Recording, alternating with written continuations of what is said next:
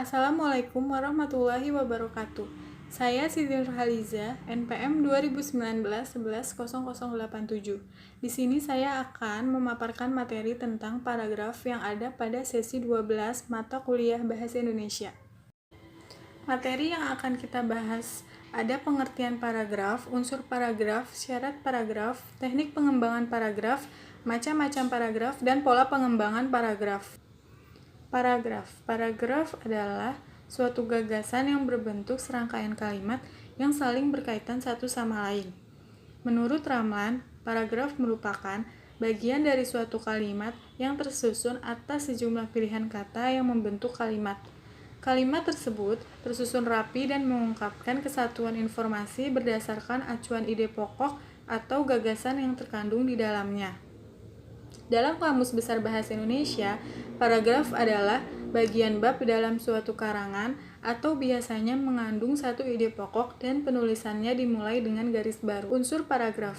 Yang pertama ada topik atau gagasan utama. Unsur yang paling penting karena unsur inilah yang menjadi jiwa atau isi dari keseluruhan paragraf. Unsur ini biasanya berupa masalah atau gagasan pengarang yang ingin disampaikan kepada para pembacanya. Yang kedua, kalimat utama. Kalimat yang mengandung suatu gagasan utama yang diletakkan secara tersirat. Hal ini dikarenakan supaya dapat dikembangkan kembali dengan kalimat-kalimat penjelas.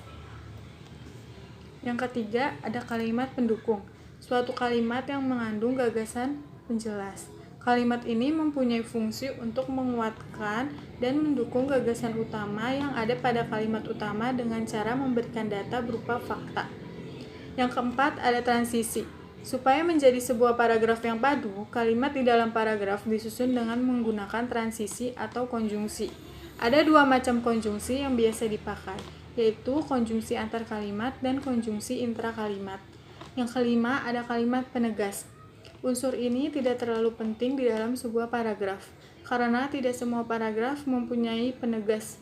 Fungsi dari penegas ini untuk menambah daya tarik sebuah paragraf saja. Syarat paragraf.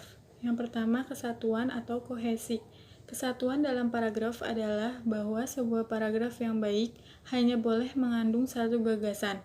Jika kalimat-kalimat yang ada dalam sebuah paragraf saling berhubungan dan saling mendukung dalam menjelaskan gagasan pokok paragraf, maka paragraf tersebut dapat dikatakan memiliki kesatuan gagasan. Sebuah paragraf yang memilih lebih dari satu gagasan akan menimbulkan ketidakjelasan sehingga paragraf tersebut tidak bisa menyatu.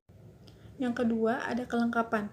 Kelengkapan sebuah paragraf diwujudkan dengan terpenuhinya semua unsur pembentuk paragraf, yaitu gagasan utama, kalimat utama, dan kalimat penjelas. Yang ketiga, ada kepaduan atau koherensi. Kalimat-kalimat dalam sebuah paragraf yang terangkai secara logis dan saling mendukung gagasan utama disebut dengan kepaduan atau koherensi.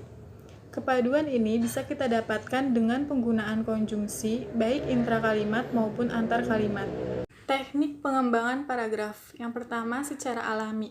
Pengembangan paragraf secara alami berdasarkan urutan ruang dan waktu. Urutan ruang adalah urutan yang akan membawa pembaca dari satu titik ke titik berikutnya dalam suatu ruang. Urutan waktu adalah urutan yang menggambarkan terjadinya peristiwa perbuatan atau tindakan. Yang kedua, ada klimaks dan antiklimaks. Pengembangan paragraf teknik ini berdasarkan posisi tertentu dalam suatu rangkaian berupa posisi yang tertinggi atau paling menonjol. Jika posisi tertinggi itu diletakkan pada bagian akhir, disebut klimaks. Sebaliknya, jika penulis mengawali rangkaian dengan posisi paling menonjol, kemudian semakin lama semakin tidak menonjol, disebut antiklimaks. Yang ketiga, umum, khusus, dan khusus umum. Dalam bentuk umum ke khusus utama diletakkan di awal paragraf, disebut paragraf deduktif. Dalam bentuk khusus umum gagasan utama diletakkan di akhir paragraf, disebut paragraf induktif. Macam-macam paragraf berdasarkan sifatnya. Yang pertama, eksposisi. Paragraf eksposisi adalah paragraf yang bertujuan untuk menjelaskan dan menerangkan kembali suatu permasalahan kepada pembaca agar mendapat gambaran yang sejelas-jelasnya. Yang kedua, argumentasi. Paragraf argumentasi adalah paragraf yang berisi pendapat yang disertai dengan pembahasan logis dan diperkuat dengan fakta-fakta sehingga pendapat itu diterima kebenarannya. Yang ketiga, paragraf deskripsi adalah gambaran mengenai suatu hal atau keadaan sehingga pembaca seolah-olah melihat, merasa, dan mendengar hal tersebut. Yang keempat, persuasi. Paragraf persuasi adalah paragraf yang berisi tentang suatu gagasan mengenai suatu permasalahan dengan maksud untuk meyakinkan dan mengajak pembaca melakukan seperti yang diharapkan penulis. Yang kelima, narasi. Paragraf narasi adalah paragraf yang mengisahkan atau memaparkan suatu kejadian secara berurutan atau kronologis. Macam-macam paragraf berdasarkan kalimat utama. Yang pertama, paragraf deduktif. Paragraf deduktif ditandai dengan terdapatnya kalimat utama di awal paragraf dan dimulai dengan pernyataan umum yang disusun dengan uraian atau penjelasan khusus. Yang kedua, paragraf induktif. Paragraf induktif ditandai dengan terdapatnya kalimat utama di akhir paragraf. Yang ketiga, paragraf campuran.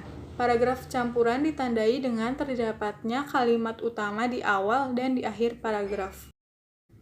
Pola pengembangan paragraf. Yang pertama, pola sebab akibat. Penyalahgunaan narkoba dapat menyebabkan dampak negatif bagi penggunanya. Adapun akibat yang ditimbulkan dari penyalahgunaan narkoba adalah gangguan mental. Orang yang menggunakan narkoba akan mengalami kondisi mental yang membuatnya seperti orang aneh atau orang gila. Pola pengembangan paragraf yang ditemukan pada teks tersebut yaitu pola pengembangan sebab akibat. Penulis perlu memiliki kemampuan membuat kalimat yang berisi alasan-alasan yang berupa paparan. Oleh karena itu, penulis harus menganalisis situasi dengan memaparkan alasan-alasan yang mencerminkan adanya sebab. Yang kedua, pola definisi. Handphone sangatlah berguna untuk kehidupan manusia. Di sini dijelaskan handphone atau smartphone adalah suatu bentuk pengembangan terbaru dari teknologi telepon nirkabel. Handphone banyak kegunaan, diantaranya mencari informasi, berkomunikasi, dan juga sebagai hiburan di kala sedang jenuh. Pola pengembangan paragraf yang ditemukan pada paragraf di atas yaitu pola pengembangan dengan cara definisi. Pada data di atas ditemukan adanya ungkapan yang menunjukkan bahwa paragraf tersebut merupakan paragraf definisi, yaitu pada kata adalah. Kata tersebut menjadi ciri-ciri bahwa paragraf tersebut jelas merupakan paragraf definisi. Yang ketiga, pola analogi.